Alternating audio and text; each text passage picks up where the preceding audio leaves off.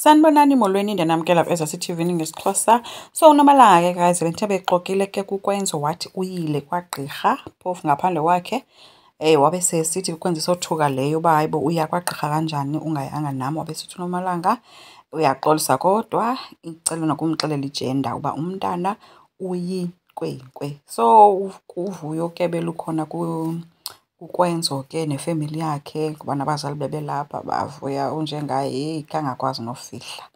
I-excitement ibilapha nje ngento yalo mntana oyinkwenkwe nokwenza.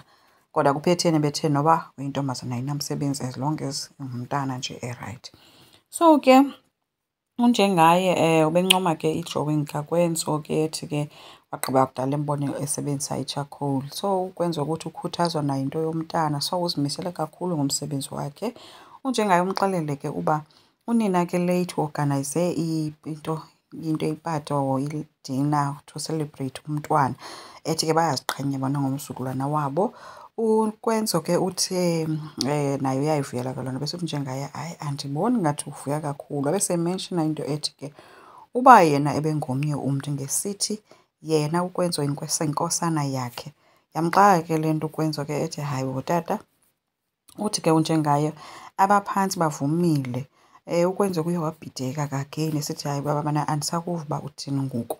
Wambuza ke uba kunjani ukusebenza noVusi njengoba seyi-CEO. Hayi ke waphakama ukwenzo ke engasakwazi nokuyihlalela phantsi le. Wathi yeyi tata andifuni ukuxoka, ndifana noba ndisesihogweni phaa.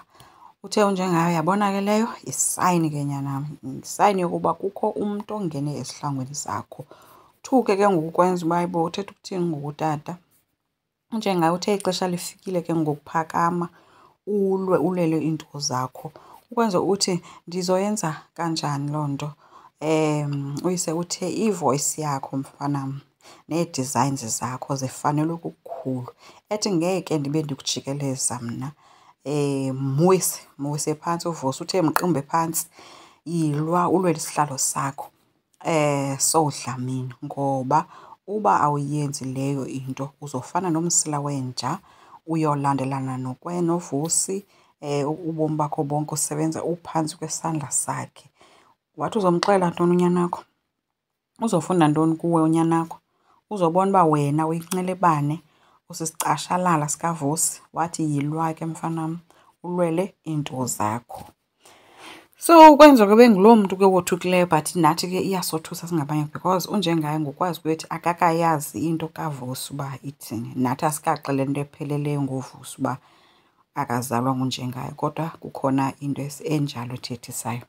Abasebenzi ke uThuli noMamV babhizi ke balungiselela le dina ke uba yagobhoza ke apha.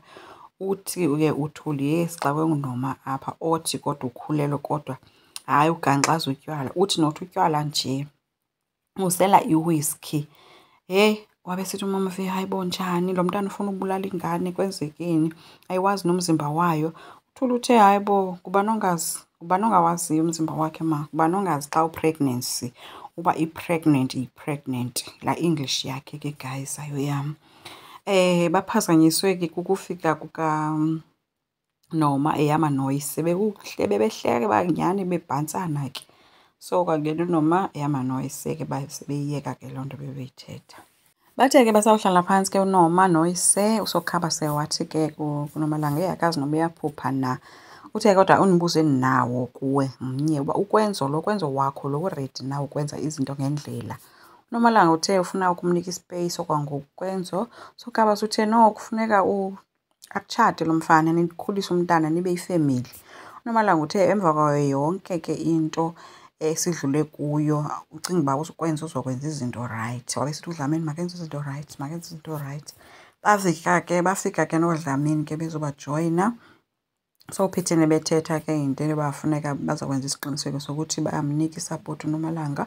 So uNomalanga uthe ke sathetha kuphetheni kunjani wathi okay ma bendisacela uVusi asithathe ifoto. Wabenikeza uVusi ifowuni yakhe but kunzima ukuphakama ngoba isisu simbambe apha etafileni.